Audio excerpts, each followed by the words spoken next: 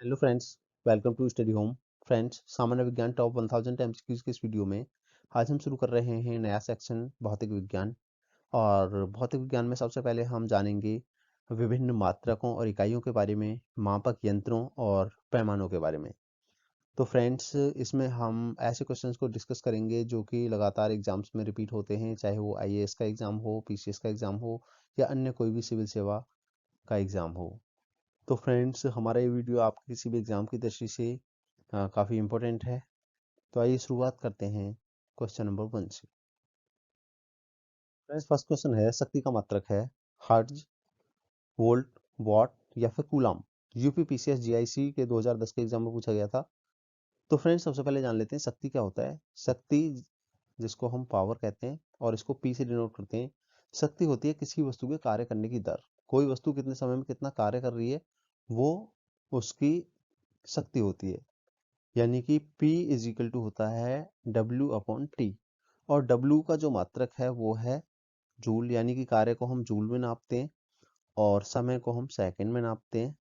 तो यानी कि इसका मात्रक हुआ जूल प्रति सेकंड। जूल प्रति सेकंड इसका मात्रक हुआ। और यही जूल प्रति सेकंड एसआई सिस्टम में, एसआई जो सिस्टम है, इंटरनेशनल सिस्टम ऑफ यूनिट्स, जो अंतरराष्ट्रीय पद्धति है इकाइयों की, उसमें हम जूल प्रति सेकंड को कहते हैं वॉट। तो यहाँ पे हमारा ऑप्शन होगा सी सही आंसर, वॉट। शक्ति का मात्रक है वॉट। नेक्स्ट है, बल का मात्रक है फैराडे, वोल्ट, न्यूटन या फिर न्यूट्रॉन। तो फ्रेंड्स, पहले हम जानेंगे कि बल क्या होता है। बल को परिभाषित किया जाता है कि किसी वस्तु पर लगाया गया बल, यानी कि फोर्स, और जिसको हम एफ से डिनोट करते हैं।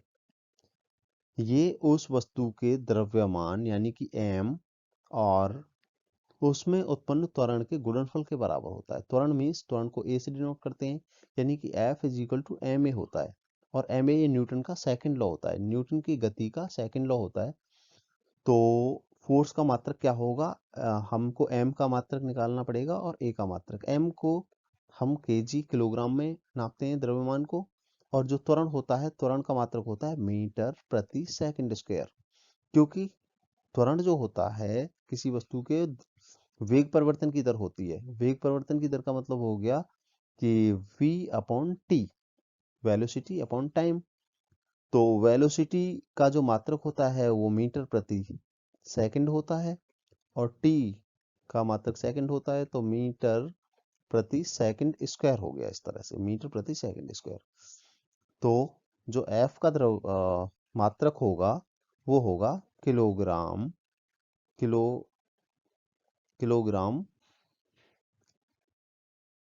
यानी केजी इंटू एम पर सेकंड स्क्वायर। किलोग्राम इंटू द्रव्यमान प्रति सेकंड स्क्वायर। और इसको हम कहते हैं दूसरी तरह से न्यूटन। यानी जो किलोग्राम मीटर प्रति सेकंड स्क्वायर होता है वो न्यूटन के बराबर होता है। तो यहाँ पे हमारा सही आंसर होगा ऑप्शन सी, न्यूटन। नेक्स्ट है, कार्य का मात्रक है जूल, न्यूट्रॉन, वॉट या फिर डाइन। यूपीपीसीएस 1996 पूछा गया था। तो फ्रेंड्स, पहले जानेंगे कि कार्य होता क्या है। कार्य को हम परिभाषित करते हैं कि कार्य जो होता है, जिसको हम W से डिनोट करते हैं, W is equal to F into D होता है। W is equal to F into D, यानी कि किसी वस्तु पर किया गया कार्य बराबर होता है उस वस्तु पर लगाए गए बल और बल की दिशा में किए गए विस्थापन के गुणनफल के बराबर। यानी कि कोई वस्तु यहाँ पे थी, ये कोई वस्तु है, इस स्थिति ए पे है ये, और इसको बल F लगाकर इस पे F बल लगाया गया, और ये इसकी स्थिति B कर दी, यहाँ से ये B स्थिति में पहुंचा दी गई, यानी कि D इसको विस्थापित किया गया। तो वस्तु पर जो किया गया कार्य है W इज इक्वल टू है होगा F into D. F into D यानी फोर्स गुणा उसका विस्थापन। तो फोर्स को हम न्यूटन में नापते हैं, न्यूटन, और इंटू मीटर। तो इस तरह से कार्य का जो मात्रक हुआ वो हुआ newton into metre, newton into metre. और इसको हम जूल भी कहते हैं, जूल। और ये वैसे ऊर्जा का भी मात्रक है। ऊर्जा जो किसी वस्तु में कार्य करने की क्षमता होती है उसे ऊर्जा कहते हैं। तो ऊर्जा का मात्रक भी जूल है और कार्य का मात्रक भी जूल है। तो यहाँ पे होगा हमारा ऑप्शन ए सही, जूल। कार्य का मात्रक है जूल। नेक्स्ट है, आवृत्ति को मापा जाता है हर्ट्ज में, मीटर प्रति सेकंड में, रेडियन में, फिर वॉट में, या फिर उपयुक्त में से कोई नहीं, या फिर उपयुक्त में से एक से अधिक। तो फ्रेंड्स, आवृत्ति कहते हैं किसी चीज की एक सेकंड में होने वाली रिपीटेशन को। मतलब एक सेकंड में वो चीज कितनी बार हो रही है, वो उस चीज की आवृत्ति कहलाएगी। यानी कि मान लीजिए कोई दिल है, वो एक मिनट में यानी कि 60 सेकंड में 120 बार धड़कता है मान लीजिए। तो उसकी जो आवृत्ति हुई वो कितनी हुई, 120 बार धड़क रहा है 60 सेकंड में। यानी कि एक सेकंड में कितनी बार धड़क रहा है, 2 बार। 60 दूनी 120, यानी कि जो उसकी आवृत्ति हो जाएगी 2 हर्ट्ज हो जाएगी। या फिर हम दूसरा उदाहरण ले सकते हैं कि मान लीजिए कि एक घड़ी का जो पेंडुलम होता है, जो इस तरह से दोलन करता है, यहाँ से लेके यहाँ तक ऐसे दोलन करता है, वो मान लीजिए कि 60 सेकंड में 25 दोलन करता है। 60 सेकंड में अगर 25 दोलन कर रहा है, 25 बार इधर से उधर जा रहा है, तो जब हम इसको डिवाइड करेंगे तो ये आएगा 0.41, 0.41 आएगा ये। तो ये उसकी आवृत्ति हो जाएगी, 0.41 हर्ट्ज उसकी आवृत्ति हो जाएगी। तो मैं दोबारा से रिपीट कर देता हूँ। आवृत्ति हम कहते हैं किसी चीज की प्रति सेकंड होने वाली पुनरावृत्तियों को। किसी कोई भी घटना एक सेकंड में कितनी बार हो रही है, वो उसकी आवृत्ति कहलाती है, और इसको हम नापते हैं हर्ट्ज में। ऑप्शन ए सही आंसर होगा, हर्ट्ज में। नेक्स्ट है, चालक की वैद्युत प्रतिरोधकता की इकाई है फराद, वोल्ट, एम्पियर, ओम। एमपीपीसीएस प्री 1993 में पूछा गया है। तो फ्रेंड्स, जब कोई पदार्थ के अंदर जब किसी पदार्थ के अंदर वैद्युत धारा का प्रवाह किया जाता है, तो वो पदार्थ अपने अंदर बहने वाली विद्युत धारा का विरोध करता है, और इस विरोध करने की क्षमता को उसकी वैद्युत प्रतिरोधकता कहते हैं। और जिस वस्तु की वैद्युत प्रतिरोधकता कम होगी, वो उतनी ही आसानी से अपने अंदर विद्युत आवेश के प्रवाह को होने देते हैं। और इसको हम नापते हैं ओम में। इसका जो मात्रक होता है वो ओम होता है। इसके अलावा जो मात्रक है एम्पियर, वो विद्युत धारा का मात्रक है। एम्पियर विद्युत धारा को एम्पियर में नापते हैं। वोल्ट, वोल्ट विभवांतर का मात्रक है, वैद्युत विभवांतर। और फैराडे जो होता है, फराद कहते हैं या फैराडे, किसी वस्तु की धारिता को नापने के लिए कहते हैं। कैपेसिटर जो होते हैं इलेक्ट्रिक सर्किट में, कैपेसिटर, उनकी जो कैपेसिटी होती है वो हम फैराडे में नापते हैं, फैराडे या फिर फराद। तो यहाँ पे हमारा ऑप्शन डी होगा सही आंसर, ओम। चालक की वैद्युत प्रतिरोधकता को नापते हैं हम ओम में। नेक्स्ट है, प्रकाश वर्ष इकाई है दूरी की, समय की, आयु की, या फिर प्रकाश की तीव्रता की। राजस्थान की सिविल सेवा परीक्षा में पूछा गया है और एमपीपीसीएस की में पूछा गया है, तो काफी इंपॉर्टेंट क्वेश्चन है। तो फ्रेंड्स, प्रकाश द्वारा एक वर्ष में चली गई दूरी को हम प्रकाश वर्ष कहते हैं। और यानी हम कह सकते हैं 1 लाइट ईयर जो होता है, वो होता है 9.46 इंटू 10⁻15 मीटर। प्रकाश एक वर्ष में दूरी तय करता है 9.46 गुणा 10⁻15 मीटर। और अगर किलोमीटर में लिखेंगे तो हम इसको लिख सकते हैं 9.46 इंटू 10⁻12 किलोमीटर। इतनी दूरी तय करता है प्रकाश एक साल में। तो यहाँ पे ऑप्शन होगा हमारा ए सही, प्रकाश वर्ष इकाई है दूरी की। नेक्स्ट है, एक पारसेक तारों संबंधी दूरियां नापने का मात्रक बराबर है 4.25 प्रकाश वर्ष के, 3.25 प्रकाश वर्ष के, 4.50 प्रकाश वर्ष के, या फिर 3.05 प्रकाश वर्ष के। तो जो पारसेक है, पारसेक पैरालैक्टिक पैरालैक्टिक सेकंड का शॉर्ट रूप है। पैरा और सेकंड यहाँ से लिया गया है, तो पारसेक बन गया ये। और ये लंबी खगोलीय दूरियों को नापने का एक मात्रक है। और एक पारसेक होता है हमारा 3 × 10⁻16 मीटर। और जबकि हम जानते हैं एक जो प्रकाश वर्ष होता है, लाइट ईयर होता है, वो होता है 9.46 इंटू 10⁻15 मीटर के। तो हम मीटर को कन्वर्ट करें लाइट ईयर में, तो हम कह सकते हैं कि 1/9.46 गुणा गुणा 10⁻16 10⁻15 हो जाएगा लाइट ईयर 1 मीटर की। अब हमको पारसेक लाइट ईयर में कन्वर्ट करना है, तो 1 पारसेक, जैसे कि हम जाना था 3 × 10⁻16 होता है ये मीटर, तो यहाँ पे हम लाइट ईयर रख देंगे इसकी जगह पर, मीटर की जगह पर 9.46 इंटू 10⁻15 मीटर। और तो हम यहाँ से 9.46 से हम यानी कि 30 में डिवाइड करेंगे, 9.46 से 10⁻15 से 10⁻15 कैंसिल हो जाएगा, और ये आएगा 3.9 3.262 लगभग आएगा ये इतना, 3.262 लाइट ईयर।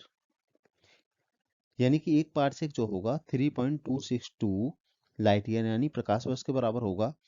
तो यहाँ पे जो हमारा संभावित आंसर होगा वो होगा ऑप्शन पी, 3.25 है यहाँ पे, और ये जबकि होता है 3.262 के बराबर। तो हम कह सकते हैं कि जो एक पारसेक होता है वो 3.25 प्रकाश वर्ष के बराबर होता है, यानी कि जो पारसेक है वो प्रकाश वर्ष से भी लंबी दूरी है। नेक्स्ट है, एक 6 फीट लंबे व्यक्ति की ऊंचाई नैनोमीटर में कैसे व्यक्त की जाएगी? 183 इंटू 10⁻6 नैनोमीटर, 234 गुणा 10⁵5 नैनोमीटर, 183 गुणा 10�7 नैनोमीटर, 181 गुणा 10�7 नैनोमीटर। IAS प्री 2008 में पूछा गया है, काफी इंपॉर्टेंट क्वेश्चन है।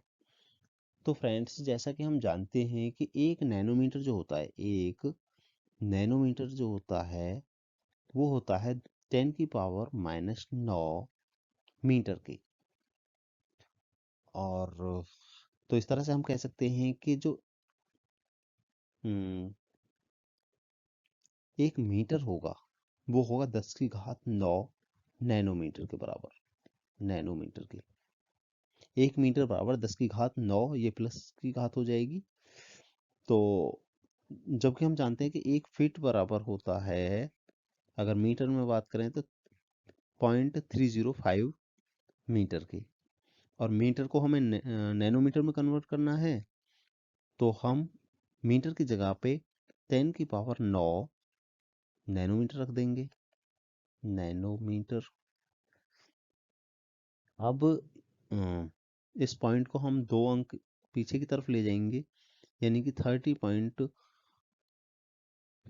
इंटू 10⁻7 लिख सकते हैं। यहाँ से 2 घात कम कर दी और पॉइंट का स्थान हमने 2 स्थान पीछे हटा दिया, तो ये हो जाएगा 1 फीट बराबर 30.5 इंटू 10⁻7। और 6 फीट के लिए, 6 फीट का आदमी है तो 6 का मल्टीप्लाई हो जाएगा, 30.5 इंटू 10⁻7 नैनोमीटर। तो इसमें हम मल्टीप्लाई करेंगे तो ये आएगा हमारा 183। 183 आएगा, 6×5 = 30, यानी 3 हो जाएगा, 6×3 = 18। 183, पूरा 183 ही आएगा ये। 6×5 = 30 की 0, 6×3 = 18, यानी 183 आया। 183 इंटू 10⁻7 नैनोमीटर, 183 इंटू 10⁻7 नैनोमीटर, यानी कि हमारा ऑप्शन सी सही आंसर होगा, 183 इंटू 10⁻7 नैनोमीटर। नेक्स्ट है, मेगावाट बिजली के नापने की इकाई है जो उत्पादित की जाती है, उपभोग की जाती है, बचत की जाती है, फिर ट्रांसमिशन में हास हो जाती है, यानी कि ट्रांसमिशन में जो लॉस हो जाती है। यूपी लोअर सबऑर्डिनेट 1998 में पूछा गया है। तो फ्रेंड्स, मेगावाट जो है बिजली के नापने की इकाई है जो कि विद्युत उत्पादन केंद्रों में उत्पादित की जाती है, यानी कि ऑप्शन ए हमारा सही आंसर होगा। और 1 मेगावाट जो होता है, 1 मेगावाट होता है 10⁶ वॉट के, या हम मिलियन भी कहते हैं, 10⁶ को मिलियन, और मिलियन को यानी कि 10 लाख। 10 लाख वॉट के बराबर होता है 1 मेगावाट। तो मेगावाट बिजली नापने की इकाई है जो कि उत्पादित की जाती है। ऑप्शन ए सही आंसर होगा। नेक्स्ट है, सूची फर्स्ट को सूची सेकंड से सुमेलित करें। सूची फर्स्ट में भौतिक राशियां दी गई हैं, सूची सेकंड में इकाइयां दी गई हैं, उनकी यूनिट्स दी गई हैं। तो पहला है त्वरण। त्वरण जैसे कि हम जानते हैं, ए होता है एक्सीलरेशन, और ये होता है वी अपॉन टी के, वी अपॉन टी। और वी का मात्रक होता है, वेग का मात्रक होता है मीटर प्रति सेकंड, मीटर प्रति सेकंड। और टी होता है सेकंड, यानी कि मीटर प्रति सेकंड स्क्वायर हो गया इसका मात्रक, यानी कि चौथे से मिलेगा। बल, बल को हम न्यूटन में नापते हैं, जैसे कि हम जान चुके हैं पहले ही। तो बल का मात्रक न्यूटन होता है, और कृत कार्य का मात्रक होता है joule. W is equal to F into D से हमने जाना था। और आवेग, आवेग जो होता है इम्पल्स, इम्पल्स होता है F इंटू डेल्टा टी। और F होता है न्यूटन, फोर्स को न्यूटन में नापते हैं, और समय को हम सेकंड में नापते हैं, यानी न्यूटन सेकंड होता है आवेग का मात्रक। ऑप्शन 2। तो इस तरह से इनका मैच हो जाएगा। नेक्स्ट, नेक्स्ट है, निम्नलिखित में से कौन सा सुमेलित नहीं है। तो इसमें बताना है कि कौन सा सुमेलित नहीं है। कोई 3 ऑप्शन इसमें सुमेलित हैं और एक सुमेलित नहीं है। यूपीपीसीएस मेंस 2010 में पूछा गया है, इंपॉर्टेंट क्वेश्चन है। तो फ्रेंड्स, जो पहला ऑप्शन है नॉट, नॉट होता है जहाज के चाल की माप। जहाज की जो स्पीड होती है, समुद्री जहाजों की जो स्पीड होती है, वो नॉट में नापी जाती है, ये बात सही है। दूसरा, नॉटिकल मील, नॉटिकल मील होता है नौ संचालन में प्रयुक्त दूरी की इकाई, यानी कि जो समुद्र के अंदर जो दूरी है वो नापी जाती है नॉटिकल मील में, तो ये भी सही है। और एंगस्ट्रॉम, एंगस्ट्रॉम होता है प्रकाश के तरंग दैर्ध्य की इकाई। प्रकाश के जो तरंग दैर्ध्य है वो है वेवलेंथ, उसको हम एंगस्ट्रॉम में नापते हैं, तो ये भी सही है। तो इसके अलावा प्रकाश वर्ष, प्रकाश वर्ष दिया गया है समय मापन की इकाई। प्रकाश वर्ष समय मापन की इकाई नहीं है, प्रकाश वर्ष दूरी को मापने की इकाई है, जो कि होती है प्रकाश द्वारा निर्वात में एक साल, एक वर्ष में चली गई दूरी। और जो हमने जाना था 9.46 इंटू 10⁻15 मीटर, या फिर हम किलोमीटर में कहें तो 9.46 इंटू 10⁻12 किलोमीटर होता है प्रकाश वर्ष। तो यहाँ पे ये ऑप्शन सही मैच नहीं किया गया है, ऑप्शन डी हमारा सही आंसर होगा। नेक्स्ट है, एंगस्ट्रॉम इकाई है। एंगस्ट्रॉम किस चीज़ की इकाई है? तरंग दैर्ध्य की, ऊर्जा की, आवृत्ति की, वेग की, या फिर इनमें से कोई नहीं। तो जैसे कि अभी हमने पिछले क्वेश्चन में जाना था कि एंगस्ट्रॉम जो होती है वो प्रकाश तरंग की तरंग दैर्ध्य यानी कि वेवलेंथ की इकाई होती है। ऑप्शन ए यहाँ पे सही आंसर होगा। नेक्स्ट है, एक हॉर्स पावर में कितने वॉट होते हैं? 1000 वॉट, 750 वॉट, 746 वॉट, या फिर 748 वॉट। तो फ्रेंड्स, जैसा कि हमने पीछे जाना था कि किसी कर्ता द्वारा कार्य करने की जो दर होती है वो उसकी शक्ति होती है, यानी कि P इजिकल टू होती है W/T।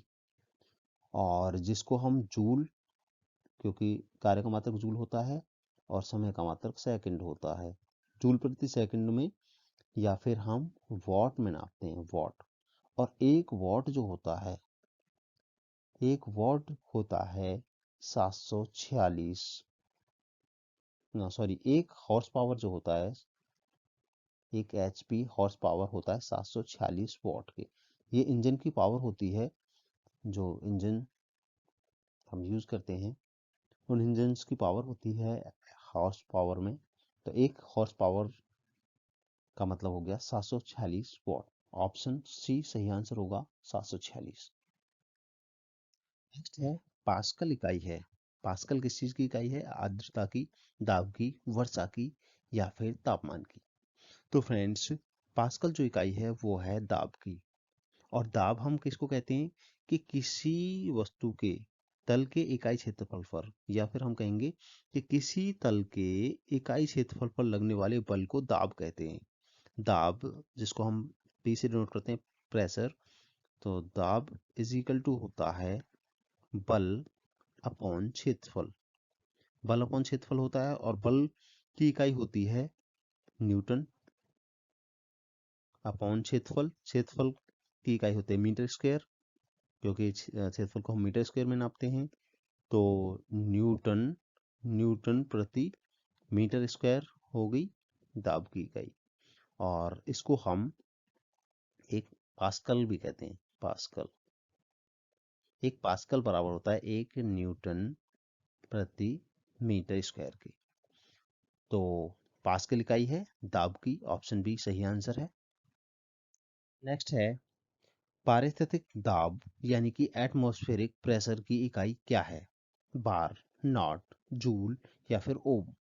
तो जैसे कि हमने जाना कि जो नॉट होती है वो जो नौ संचालन में जो समुद्री जहाज होते हैं उनकी जो स्पीड होती है उनकी इकाई है। जूल जो है कार्य करने की इकाई है या ऊर्जा की इकाई है। ओम जो है वैद्युत प्रतिरोध की इकाई है। तो जो बार है वो पारिस्थितिक प्रेशर यानी कि एटमॉस्फेरिक प्रेशर की इकाई है बार। और एक बार होता है 10⁵ न्यूटन प्रति मीटर स्क्वायर। न्यूटन प्रति मीटर स्क्वायर मतलब दबाव या फिर दाब की इकाई न्यूटन प्रति मीटर स्क्वायर है, और जिसको हम पास्कल भी बोलते हैं। तो 10⁵ पास्कल भी कहेंगे। एक बार बराबर होगा 10⁵ पास्कल। ऑप्शन ए सही आंसर होगा। नेक्स्ट है तेल का एक बैरल निम्नलिखित में से लगभग कितना होता है? 131 लीटर, 159 लीटर, 201 लीटर या फिर 179 लीटर। तो फ्रेंड्स जो पहले तेल की मात्रा नापी जाती थी वो बैरल में नापी जाती थी, और ये घन मीटर में होती थी, घन मीटर क्यूबिक मीटर में। और एक बैरल होता है, अगर इसकी क्षमता की बात करें तो एक बैरल होता था 158.9873 लीटर के। 158 यानी कि ऑप्शन बी हमारा सही आंसर होगा, लगभग 159 लीटर। एक बैरल बराबर होता है 159 लीटर लगभग। है क्यूसेक में क्या मापा जाता है? जल की शुद्धता, जल की गहराई, जल का बहाव या फिर जल की मात्रा। तो फ्रेंड्स क्यूसेक में नापा जाता है जल बहाव की दर। जो जल बहाव की दर है उसको क्यूसेक में नापा जाता है, यानी कि ऑप्शन सी यहाँ पे सही आंसर होगा। जल का बहाव नापा जाता है क्यूसेक में। नेक्स्ट है निम्नलिखित में से कौन एक वायुमंडल के ओजोन परत की मोटाई नापने वाली इकाई है? नॉट, डॉब्सन, पॉज या फिर मैक्सवेल। उत्तराखंड पीसीएस 2006 में पूछा गया है। तो फ्रेंड्स जो ओजोन परत की मोटाई है वो नापी जाती है डॉब्सन में। और सामान्य ताप और सामान्य दाब पर जो एक डॉब्सन है वो होता है 10 माइक्रोमीटर के बराबर। और 10 माइक्रोमीटर में कितने ओजोन अणु होते हैं? ये होते हैं 2.69 इंटू 10⁻20 ओजोन अणु प्रति मीटर स्क्वायर। तो आप समझ सकते हैं कि एक डॉब्सन यूनिट जो होती है वो सामान्य ताप और सामान्य दाब पर 10 माइक्रोमीटर के बराबर होती है, की परत के बराबर होती है, 10 माइक्रोमीटर की परत के बराबर। और इस परत में जो ओजोन अणु होते हैं वो किस तरह से होते हैं? 2.69 इंटू 10⁻20 मीटर स्क्वायर। तो ऑप्शन बी यहाँ पे सही आंसर होगा। नेक्स्ट है सोनार निम्नलिखित द्वारा प्रयोग मिलाया जाता है? अंतरिक्ष यात्रियों द्वारा, डॉक्टरों द्वारा, इंजीनियरों द्वारा या फिर नौ संचालकों द्वारा। छत्तीसगढ़ पीसीएस 2011 में पूछा गया है। तो फ्रेंड्स जो सोनार है, सोनार ये शॉर्ट फॉर्म है साउंड नेविगेशन एंड रेंजिंग। इसकी फुल फॉर्म है मतलब साउंड नेविगेशन एंड रेंजिंग। ये यूज की जाती है नौसेना चालकों द्वारा, जो महासागरों में जो डूबी हुई वस्तुएं उनका स्थिति का पता लगाने के लिए जो नौसेना चालक होते हैं, जो समुद्रों के अंदर जहाज चलाते हैं, उनके द्वारा यूज की जाती है। इसके द्वारा क्या होता है? इस टेक्नोलॉजी के द्वारा, सोनार के द्वारा उच्च आवृत्ति की पराश्रव्य तरंगें भेजी जाती हैं, हाइपरसोनिक तरंगें भेजी जाती हैं उच्च आवृत्ति की, और जो कि समुद्र में डूबी हुई वस्तु से टकराकर वापस प्रतिध्वनि के रूप में मिलती हैं और उससे उस वस्तु की स्थिति का सही पता लग जाता है। तो सोनार का यूज किया जाता है ऑप्शन डी नौ संचालकों द्वारा समुद्र में स्थितियों वस्तुओं की स्थिति का पता लगाने के लिए। ऑप्शन डी सही आंसर। नेक्स्ट है ध्वनि की तीव्रता को नापने वाला यंत्र है क्रोनोमीटर, एनीमोमीटर, ऑडियोफोन या फिर ऑडियोमीटर। यूपीपीसीएस 2013 में पूछा गया है। तो फ्रेंड्स बात करें अगर क्रोनोमीटर की, तो क्रोनोमीटर एक ऐसा उपकरण है जो कि समुद्री जहाज़ों पर यूज किया जाता है समय का सही पता लगाने के लिए। सही समय का पता लगाने के लिए मतलब ये एक्यूरेट टाइम बताता है वहाँ पे समुद्र के अंदर क्रोनोमीटर। और दूसरा है एनीमोमीटर। एनीमोमीटर से पता करा जाता है वायु का वेग।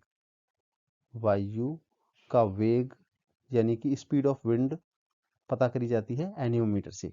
ऑडियोफोन, ऑडियोफोन यूज किया जाता है जिन लोगों की श्रवण शक्ति सुनने की क्षमता जो है कमजोर हो चुकी है उनकी हेल्प के लिए ये यूज किया जाता है ऑडियोफोन। और ऑडियोमीटर, ऑडियोमीटर में हम ध्वनि की तीव्रता नापते हैं। ध्वनि की तीव्रता पता करने के लिए ये यूज किया जाता है। तो यहाँ पे पूछा गया था कि ध्वनि की तीव्रता को मापने वाला यंत्र है ऑप्शन डी ऑडियोमीटर। ऑडियोमीटर यहाँ पे सही ऑप्शन है, तो डी ऑप्शन सही आंसर होगा। नेक्स्ट क्वेश्चन है वायु की गति निम्नलिखित के द्वारा ज्ञात की जाती है, द्वारा नापी जाती है। बैरोमीटर, एनीमोमीटर, हाइड्रोमीटर या फिर पेंटमैन। तो फ्रेंड्स बैरोमीटर से नापा जाता है वायु का दाब। वायुमंडलीय दाब बैरोमीटर के द्वारा नापा जाता है। एनीमोमीटर से वायु का वेग मापा जाता है। और हाइड्रोमीटर से जो है द्रव का घनत्व नापते हैं। और विंड वेन से वायु की दिशा नापी जाती है।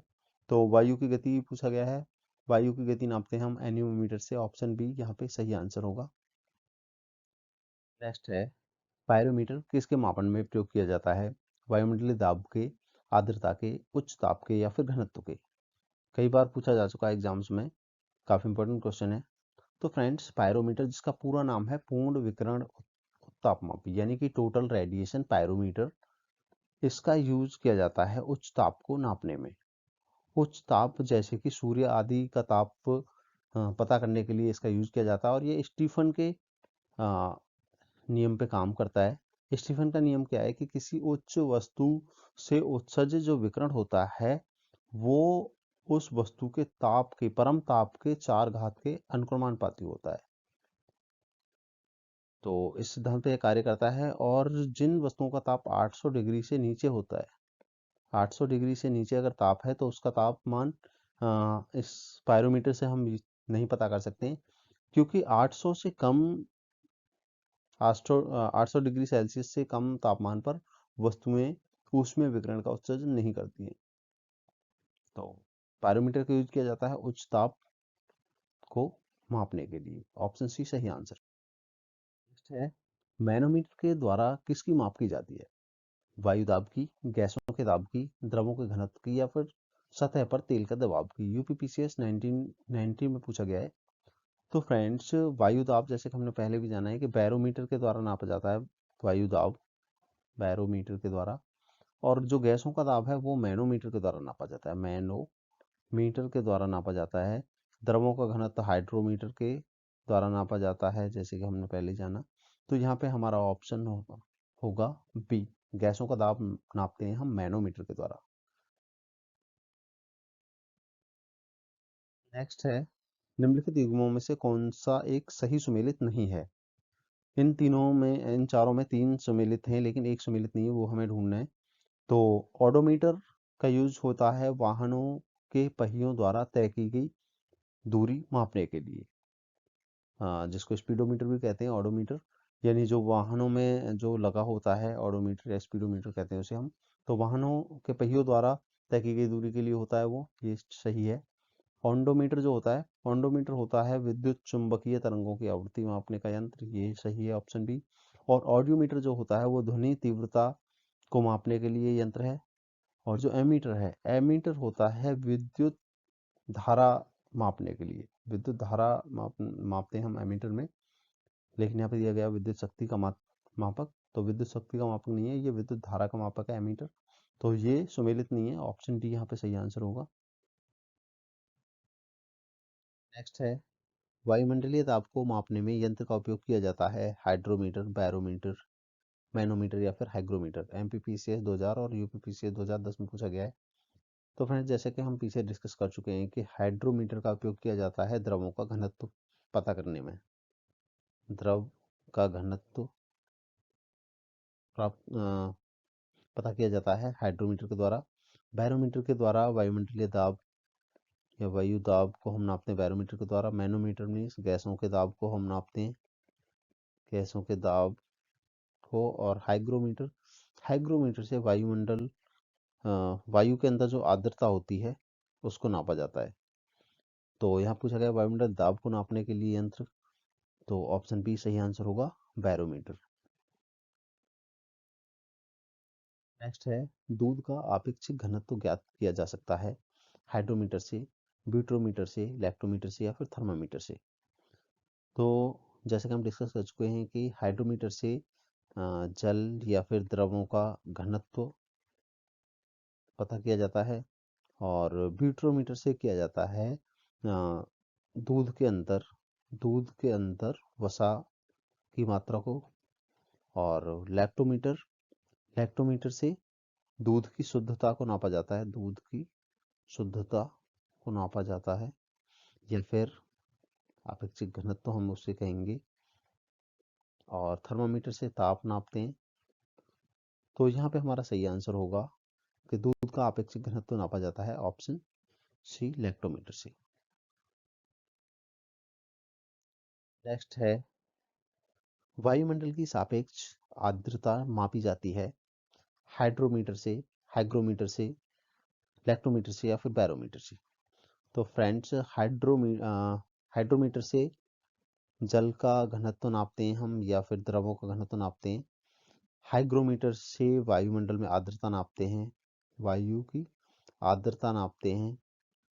और लैक्टोमीटर से दूध की शुद्धता नापते हैं या फिर आपेक्षिक घनत्व नापते हैं। और बैरोमीटर से वायु दाब नापते हैं।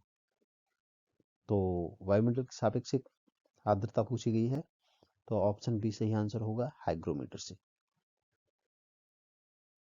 नेक्स्ट है, राडार उपयोग किया जाता है या राडार उपयोग में आता है प्रकाश तरंगों द्वारा वस्तुओं का पता लगाने में, या फिर ध्वनि तरंगों को परावर्तित कर वस्तुओं का पता लगाने में, रेडियो तरंगों द्वारा वस्तुओं की स्थिति ज्ञात करने में, या फिर वर्षा करने वाले बादलों का पीछा करने में। तो फ्रेंड्स, जो राडार है, रडार, RADAR, इसकी फुल फॉर्म है radio detection, radio detection and ranging. ये दूर की वस्तुओं की सही स्थिति पता लगाने के लिए इसका यूज किया जाता है। और इसमें रेडियो तरंगों का यूज किया जाता है, और इसके द्वारा रेडियो तरंगों के माध्यम से दूर की वस्तुओं की स्थिति, ऊंचाई और दिशा, और उसके साथ साथ उसकी गति ज्ञात की जा सकती है। तो यहाँ पे होगा ऑप्शन हमारा सी, रेडियो तरंगों द्वारा वस्तुओं की स्थिति ज्ञात करने में राडार का यूज किया जाता है, ऑप्शन सी। नेक्स्ट है, निम्नलिखित में से कौन सी राशि रिक्टर पैमाने पर मापी जाती है। हिमनद की चाल, जनसंख्या वृद्धि, भूकंप की तीव्रता, या फिर पृथ्वी के अंदर का तापमान। तो फ्रेंड्स, इसका सही आंसर है ऑप्शन सी, भूकंप की तीव्रता। भूकंप की तीव्रता को हम रिक्टर स्केल पे नापते हैं, और रिक्टर स्केल जो होता है वो एक लॉगरिथम स्केल होता है, लॉग पे काम करता है ये, लॉग। और इसमें 1 से लेकर 9 तक खाने होते हैं, इस तरह से 9 खाने होते हैं, और हर अगला खाना अपने पिछले वाले खाने का 10 गुना होता है। यानी कि हम अगर 3 पे हैं, 3 पे सुई है, तो उसका मतलब है कि वो 2 से 10 गुना अधिक है। रिक्टर स्केल पे जब भूकंप की तीव्रता की बात होती है, तो वो इसी अम, पैमाने पर काम करता है, इसी लॉग पे काम करता है। तो फ्रेंड्स, इस वीडियो का लास्ट क्वेश्चन है, झूठ का पता लगाने वाला यंत्र किस नाम से जाना जाता है। पॉलीग्राफ से, या फिर पायरोमीटर, गायरोस्कोप, या फिर काइमोग्राफ। यूपी लोअर सबऑर्डिनेट 2013 में पूछा गया है। तो फ्रेंड्स झूठ का पता लगाने के लिए यूज किया जाता है पॉलीग्राफ को। पॉलीग्राफ इसका सही आंसर होगा ऑप्शन ए। इसके अलावा पायरोमीटर, जैसे कि हम पीछे बात कर चुके हैं कि पायरोमीटर जो उच्च ताप नापने के लिए यूज किया जाता है, जैसे सूर्य आदि का ताप नापने के लिए। गायरोस्कोप यूज किया जाता है घूमती हुई वस्तुओं की गति को नापने के लिए। घूमती हुई वस्तुओं की गति मापने के लिए यूज किया जाता है।